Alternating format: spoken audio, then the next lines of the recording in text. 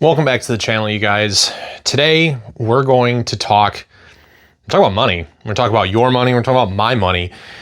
The entire industry, right? The 2A space, the preparedness space, the survival space, whatever you want to call, this stuff that we do, is propped up in a lot of ways on the idea that there's always going to be something newer, something better. The next thing is always on the horizon. It's going to be a bigger, better mousetrap, if you guys understand the phrase, right? And that leads a lot of us to a couple pitfalls, right? Especially when we're very early on in our journeys and we really just don't know any better. In a lot of instances, we're surrounded by friends, right, who tell us, hey, buy once, cry once. Don't do that. That's a bad decision.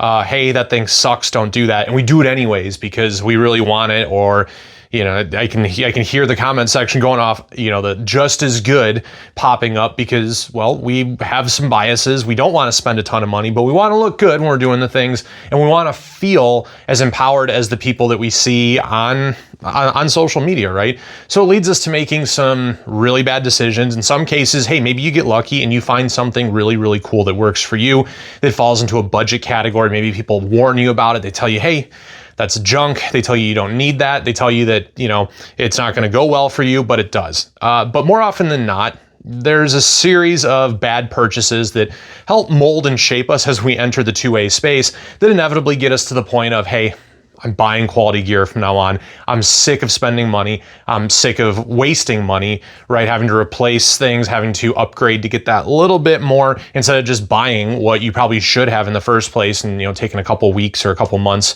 more to save to get to that. So we're going to talk about my worst purchasing experiences, the things I bought that I'm ashamed to admit that I did. I'm going to talk a little bit about each one of them. I guess we'll do some pros and cons. If there are any, it's mostly cons. I'll be completely honest with you.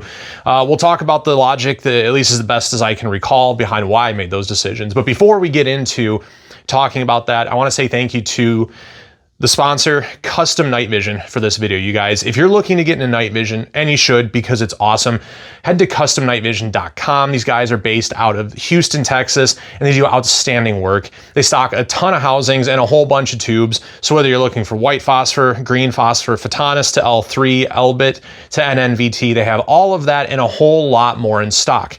Head on over to customnightvision.com, check it all out for yourselves, and pick up some night vision today. Fantastic dudes. We actually just had Kevin on the podcast. No, you guys, for like the 100th time, he's not a real doctor. It says MD NVD, like night vision devices. I thought it was going to be funny. Apparently, Kevin received a whole lot of questions. So sorry, Kevin. But thank you to Custom Night Vision for their support of the podcast and of what Prepared Mindset is all about. Now, with that said, make sure you guys are hitting the notification bell, and hitting the subscribe button. We're putting out content, pretty much every week at this point, and we did make some changes to clean up the YouTube channel here, so it should be way easier for you guys to navigate the content. We're going to keep the podcast as a podcast over on Spotify and all of our other good channels, and we're going to keep the YouTube over here in the YouTube space with all the good videos and stuff. So with that, let's dive into this week's discussion.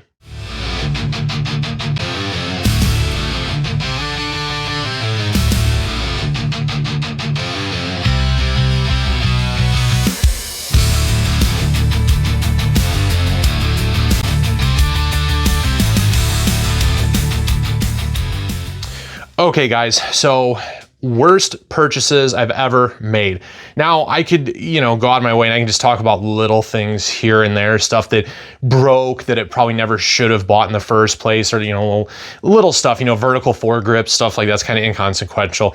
But I have a feeling a lot of you guys are watching this because you want to see the big money items. You want to see and understand where the missteps were, where I screwed up, where I probably should have done a little bit better. So we're going to talk about my 5, biggest regrets, worst decisions in my spending when it comes to gear in the preparedness space. Number 5, the TRex AC1. I think it stands for Armor Carrier 1. Now, I know a lot of you guys are thinking, hey, it's really in vogue right now to pick on TRex arms, to kick them while they're down, because Lucas left and everybody thinks that his brothers and former cohorts are scumbags, and I don't disagree with that sentiment. But to be completely honest, I was not a huge fan of the AC1 long before that. I did initially like it when I got it. It's not poorly made, and I do know the designer. Derek has been on the podcast a few different times, and this is something he worked on when he was at the company. But it is, if you look at it here, it's just a slick plate carrier. So some of the things that were, I think, big selling points for people at the time were obviously it's TRex arms. This was advertised and sold as the average Minuteman's plate carrier. And I think that was really only advertised that way because Lucas liked to use the phrase, the modern American Minuteman or whatever. So looking at this, it comes with these like shoulder sock things that actually make it really difficult to try and adjust your shoulders, and then, you know, set it all back up so that you can wear this thing and rock it. And it's, I mean, I get it, you're trying to make a slick carrier, but the problem is when you have slick carriers like this, because you'll notice there's nothing on the back panel here. Okay, so kind of similar to the Faro Slickster, which I had 2 of those before I had this. There's not anything on the back. So if you want to scale up this carrier, you can't. You can wear a backpack with it, but I've kind of talked about it before. I'm not a big fan of like taking a slick carrier like this and throwing a chest rig over it. I don't care how utilitarian that is. It's super uncomfortable and silly when we have better carriers on the market that are meant to be scaled. And I really think there's better options if you need a slick carrier that can also allow you to scale up, scale down as needed. This literally allows for 2 clips for a placard, and then you can put a backpack or something else over that. I was not a huge fan of the cummerbund. It has these like graduated cell sizes. So these little elastic pockets on the side here, these cells, they get smaller the further forward you get. And as I'm a bigger guy, actually this cummerbund is a smaller size than what came on the Faro Slickster I was running. So it was kind of a snug fit, and they had some really unique sizing stuff going on with this. So I actually had to send this AC1 back, or the other one I had to send it back so I could do an exchange for a large one to fit the plates I had. And I believe these ones were from Ace Link Armor. This is like a backup carrier now for my wife or something like that. But it's just kind of unremarkable. At the time, I really only even moved away from the Slickster because of this little back flap here that covers the exposed Velcro, because I, had people tell me, oh yeah, getting out of vehicles and stuff, that can get snagged and it's going to undo your whole cummerbund. And I was like, yeah, no, I totally should do that. And I can still count on one hand the number of times I've been in a vehicle wearing a plate carrier. So it's not a poorly made product. I just think that it's just not that good. And looking back on it, I probably wouldn't have spent the money on this. I would have stayed with the Slickster I had and inevitably ended up moving to the couple carriers I ran from HRT, and then now today the Faro FCPC. So number 5 on the list is the TRex AC1. Okay, let's talk about number 4 on the list. I'm sure some of you guys saw this one coming a mile away. Steel armor. All right. Not great. As with most people, you guys can see, I haven't touched this in years. There's like some good dust on here. The first purchase many people make when they get into this space after like a rifle and stuff, they want a plate carrier. They don't want a chest rig. Plate carriers look cool, chest rigs don't. I don't know, that's just the rationale, I'm assuming. That was my rationale. And you don't want to spend a bunch of money on armor. You find out all of a sudden you just spent $150 or $200 on your plate carrier, and plates cost how much? Upwards of $500 for quality plates. And then you get the wise idea to go looking on the old eBays, and you find for $100, you can get a pair of these bad boys. Level 3 protection, so thin, but heavy, right? So these are about 8 or 9 pounds per plate. And I've had this happen to me where I tell guys, hey man, I really would recommend you don't get steel armor, man. There's some real big setbacks and disadvantages to running it, and it's really heavy. And they go, well, I'm okay, that's just free PT. And I go, I get what you're saying, man, but no. Why would you want to carry unnecessary weight? Like, go to the gym to work on lifting weights with good form and build up your body. Go to the gym to work on cardio. Don't make your kit unnecessarily heavy. When you talk about carrying 2 of these, so that's like, 18 pounds, almost 20 pounds when you're talking about a pair of these plates. plus radio and batteries, plus, however, if you're doing the standard infantryman's loadout, 7 fully loaded mags, this gets really heavy. And for extended periods of time, you're probably not going to be able to maintain it. In addition to that, obviously, there's really well documented issues with things like the back face deformation on this. So yes, the projectile may not actually pierce the metal, but it might make such a dent on the back that it won't matter and you'll die of a traumatic injury anyways. Spalling, which is, when the round impacts the steel plate, it's going to kind of flatten out against the surface and those little pieces are going to fly everywhere and potentially up into the bottom of your jaw here and into your brain cavity, and you die anyways. And guys go, no, it's got anti-spall coating, which is code for like rhino liner for some of these cheap companies. And spoiler alert, in 2025, they're all cheap companies. I don't know of a single company making steel armor that I would honestly recommend today. I still have these. I don't have the heart to give them to anybody because I fear that they would use this as an excuse not to spend money. And I haven't really shot them yet because our range has rules against that kind of thing. I'm only supposed to use steel that's designed to be a target, but I don't know, maybe we'll give these a go anyway. But yeah, steel armor, you guys, not a good decision, no bueno. Stay away from it, save your money. RMA armor makes some great armor, and if the weight truly doesn't bother you, you can get the same weight plates that are level 4 that's gonna stop way more rounds. It's gonna be way more comfortable on your body, and they will probably end up still being at least like a pound lighter. So don't buy steel, and don't let friends buy steel armor. Number 3 on the list is the original Safariland 7 Series holster here. Those of you guys that were around in the community when this thing was released know how bad this holster was. This is for a Smith & Wesson M&P, and it was a departure away from what we all know as the modern Safariland holster, the 6300 series. This is the modern holster. It's been around longer than the 7 series. This was supposed to be the next generation, the next departure. We've all gone back to the 6300 series because it's just better. If you're running Safariland, everyone wants a 6300. But the 7 series was the first attempt at making a newer, better holster. And this first generation was not great, so they did create a second series for the 7 model, or 7 series, I'm sorry. And this is a little bit better. I still end up moving on from this back to a 6300.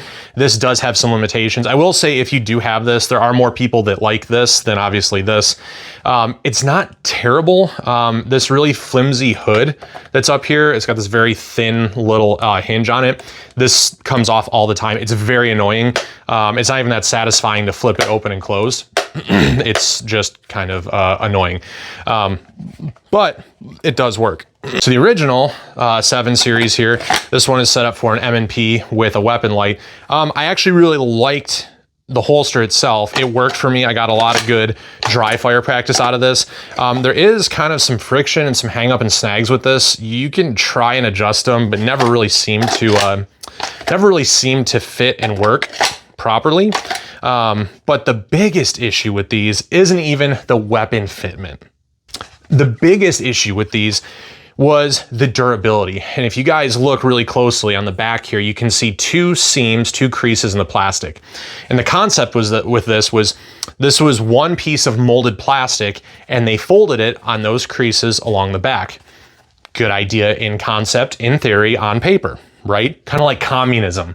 And what ended up happening is when you would go to the prone, if you were doing any kind of opposed fighting, so if you're talking about grappling or hand-to-hand stuff, like if a police officer were to be fighting with a suspect and they go to the ground and they roll over and they apply pressure down onto this holster, what was happening is that those creases were the immediate failure points. And then this thing would just be flapping around open, and then you lose all weapon retention. And again, as a police officer rolling around on the ground with some idiot, now you've lost positive retention of your firearm, and in many instances it would just fall out, which means then that you can't grab it and potentially the other guy can. So it's a huge problem. I still have this. I did, for all disclosure here, I put it on a belt for my dad. He shoots recreationally, maybe once or twice a year. Put together as a Father's Day gift a couple of years ago. It works just fine for his needs. But for serious duty use, I would never, ever recommend this thing to anybody. I think I got it like on a really good deal on Amazon, not knowing what I was buying at the time, and just realized, hey, I can have a Safariland. That's the leading duty holster in the market. I want that. Now it did have the QLS fork and everything, so I thought it was real high speed with it. It's just not very good. They do not make, I don't think any, at least, I don't believe they still make this version of the 7 series. The 7TS, that one is still in production. You can still get that. I know there's some people out there that really consider that to be a good holster. I don't think it's a bad holster. It's just not one that fits my needs. So number 3 on the list, the original 7 series Safariland holster. Okay, so we talked about steel armor, and now we're going to talk about number 2 on the list, how I carried that steel armor, and that is a Condor plate carrier. This is my first plate carrier, and I purchased this after watching the movie 13 Hours, and I found this online, and it kind of very vaguely looked like the plate carrier that John Krasinski and his character had worn in the movie. So I look at it and I go, hey, that's probably a good idea, right? I could get away with something like that. And I found this bad boy online, right, for like 45 or 50 bucks. I go, that is a steal. That's incredible. This thing sucks. It is literally 2 plate bags with some really, really bad and borderline non-adjustable shoulder straps. They are adjustable. You can, in the front here, you can literally just kind of fight with this to size it. It's really not good. There is no kangaroo flap on the front, so you do have to molly on your placard or mag pouches, whatever you're doing. The plates, there's this huge obnoxious piece of Velcro here. Once you get that open, they're the huge plate bag, like literally huge. There is no way to get plates to fit in there and not move around and have absolutely terrible sloppy fitment on it. So aside from having to molly everything on, you'd have to spend more than you did on the carrier to get like axle adapters for COSM buckles to put a placard on here. And then there's no Velcro for it to stick to. So placards are actually pretty much off the table with this carrier. And then you have these little elastic straps here, which you can kind of size in the back a little bit. That's your cummerbund. So you can't really scale this up very well. You could molly on a back panel if you wanted to, like I don't know, like a Haley Strategic flat pack or something. But again, then you're spending like 4 times on that flat pack what you did on this carrier alone. The drag handle is just like a legacy drag handle. It sucks, especially because this is such a loose fitting carrier. The side straps are like elastic in the back here, so you're not getting a tight fit with your cummerbund. If you were to try and drag somebody with this, you would most assuredly just take those steel plates that I put in here, knock it up under their chin, and you'd be having a really, really, really bad time. Plate carriers are one of the areas where you see people try and skimp the most. They get cheap, weird plate carriers off of Amazon, off of airsoft sites, and again, you guys get the just as good conversation, and it really isn't, you know. Certainly, I keep this around mostly just as a reminder of dumb decisions and things not to do. I keep it in a pile with a bunch of other shit, and when I'm thinking about sacrificing on quality or buying something a little bit cheaper, I know I shouldn't. I look at this and go, you know what? If I can't afford it now, I'll just wait a couple weeks, and after a couple more paychecks, I'll go ahead and I'll buy something better. This carrier is not suitable for almost anything short of if you wanted to throw those steel plates in here and go work out at the gym. This is probably better than the 511 carrier that they talk about being the official CrossFit carrier. And that is as far as I would ever take this. You know, like, ooh, look, QD buckles on the shoulders so you can swim out of this thing. It's not a good design. I think I used the absolute wrong reasoning and rationale when making the purchase. I would never recommend it to anyone. And yeah, I mean, it's not even just so much a dig at Condor, because I actually do like a couple of the pouches that Condor makes and one of the belts that Condor makes. But Condor gear, stuff like this, is why Condor has such a bad reputation in the market, in the industry, is because they have poorly developed and poorly thought out stuff like this that people spend a bunch of money on, and then you take this and you go run around the range in it and it's flopping all over and you got hot spots. And you know, for a little bit more money, you could have gotten a Faro Slickster, even I know it's on the list, a TRex AC1. This seems like an absolutely terrible investment, and it is. So number 2 on the list, I don't even know what model this is, and I could care less, to be honest with you. This is number 2 on my list, Condor plate carriers, or just bad plate carriers in general. You guys do your research when you buy plate carriers. There's great channels out there that do a lot of gear reviews. Walsh over at Thin Line Defense, talk about him all the time. He does a really good job with that stuff. I don't agree with all of his reviews, but he does a really good job with it. My recommendation would be to reference his channel and maybe some other ones like EOD Fish or something before you go spend money on a plate carrier, if you don't know. All right, so we went through 5, 4, 3, and 2. But before we get to number 1, I want to do an honorable mention. And that is going to be Amazon purchased gear, you guys. This is just an example here of something that I bought to put in my wife's rifle, and I kind of, convinced myself with the rather poor justification of, oh yeah, I mean, this way, if she doesn't like it, I'm not out a bunch of money. This is a rather, accurate knockoff of a Harris bipod, a 6 to 9 inch Harris bipod. This one's from a brand, looks like CV Life or something. And if you guys are looking for bipods, by all means, if you go look on Amazon, you'll find a ton of them. Amazon is not really a great place, to get parts for your weapons, to get nylon gear. You'll find a lot of knockoffs. In a lot of cases, they really aren't good. All right, the quality is going to be poor. The IR rating on the fabric is going to be poor. And the durability on a lot of these things is just not going to be there. When you look at things like optic mounts, the screws are not up to the same quality and standards as what you get with the real thing. So you'll strip out your hardware. Stuff like this bipod here, where it doesn't like to stay tight to the rail itself, and then the little rubber pads that are on here to help, so you don't have metal to metal contact. They come unglued and just straight up fall off. If you tighten it down too much, they'll actually stick to the rail and come off of the bipod, which I own a real Harris now, and never had that issue and have never had it. Probably won't ever have it. So I know it's really easy to just go look at it and be like, well, it's just a flashlight, or it's just a GP pouch, or it's just a med kit. As a general rule, I try to steer people away from Amazon for anything that is non-essential. By the way, nylon gear is essential in most cases, especially if you're looking at things like med kits, you guys.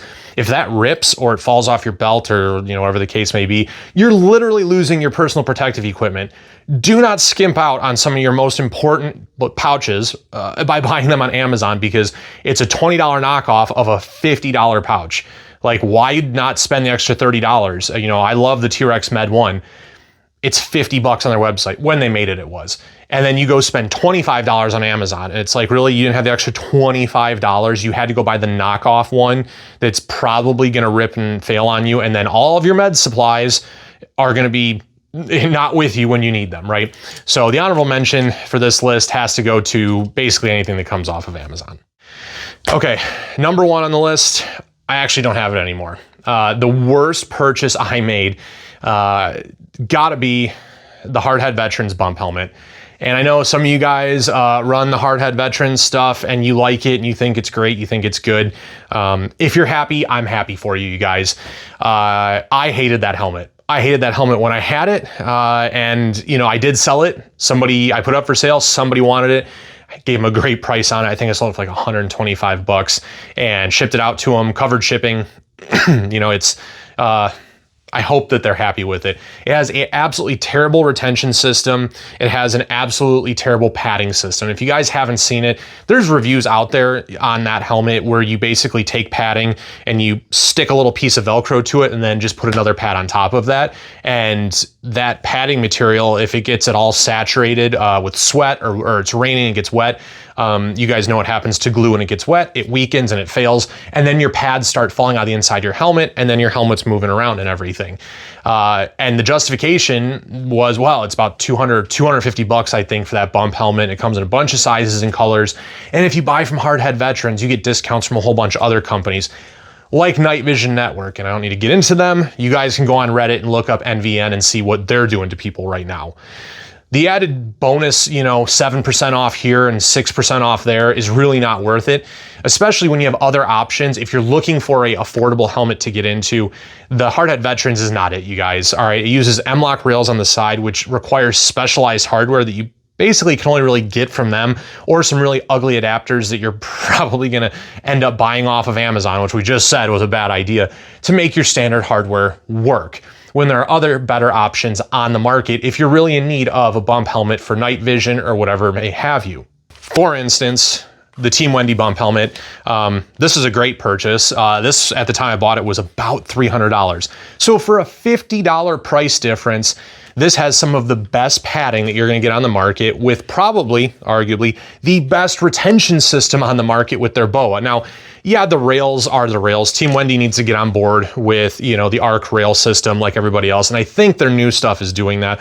So their Gen 2 rails and Gen 3 rails are a little bit different, but they do still at least make standardized Peltor mounts. It comes with a Wilcox shroud and insert here up front for mounting your night vision, if that's what you got to do. And honestly, I trust the Team Wendy testing way more than I do the Hardhead Veterans testing, especially with that whole fiasco on them claiming their stuff. At least I think that's what it was. They claimed their stuff was all made in America, and then you find out their ballistic stuff actually came from China. Not the most recent helmet, but the old one's bad. I mean, because when I bought my helmet, I used stimulus money during the vid, and I was, hey, oh cool, I got a helmet finally, only to immediately regret the decision and understand that it fit rather poorly. So I would say the absolute worst purchase by far I ever made was the Hardhead Veterans bump helmet. So there's our list, you guys. I hope this is helpful to you. I know we all work really hard for our money, and I know the blissful feeling, right, when it's a Friday afternoon, you've worked all week, you're ready for the weekend, and then you get home, you got that awesome package sitting there waiting for you from the guy from UPS or USPS, and that's whether it's a new hat or t-shirt, or a new plate carrier, or maybe even a new helmet. It's an awesome feeling. But don't waste your money. Don't chase that feeling by buying crappy gear that you're just gonna have to replace, because yes, you can look at things like this light from Surefire. It's an M640 dual fuel, and it costs around $300 something. And you can look at it and go, that's an awful lot of money. I'm just gonna buy a stream light that's just as good. And then you get that stream light and the tail cap has problems, and the performance is side by side not what you thought. And on some of the even cheaper models, it's actually half of the lumen performance. And you have that looming feeling of regret in the pit of your stomach, because what you really wanted was the Surefire, but what you went out and got was the Streamlight. Don't sell yourself short, you guys. Go get the performance gear that you want that's gonna make you happy. When we're talking about this gear, this is in a lot of instances designed and set up and built and everything, A, to be durable, but B, to be reliable. So when you go to use it, it's going to work for you in the manner it's supposed to work. And guys, life-saving, right? So whether you're a cop on duty, you're in the military, and you're kind of subsidizing some of your own gear because your unit just doesn't have anything for you and you'd rather pay for it out of your own pocket, or you're a concerned citizen, right? You want to defend your home, you want to defend the life of your loved ones and yourself. You guys, having gear, having the goods, right, that are going to make you more capable is paramount. And don't be one of these people online, please, I'm begging you, that says that this optic is just as good for a third of the price. And it's, I've seen the videos, they're absolutely cringy. Oh, this is embarrassing Trijicon because this $200 red dot is way better than the SRO. And it's not, all right? They're clickbaity titles. In a lot of instances, it's designed to drive numbers and take advantage of people that really just don't know any better. So spend your money wisely, make your money work for you. Yeah, you might have to grow your patience and develop that part of you a little bit, but in the end, you're gonna be a lot happier with what you end up with. So hope you guys enjoyed it, man. Not something I've really done before. And if you have questions, I'd surely love to hear those down in the comments section. Again, thank you guys for watching. Make sure you hit the subscription button, hit the notification bell, trying to grow the channel, releasing stuff every week. Thank you guys so much. Stay safe out there, and we will catch you on the next one.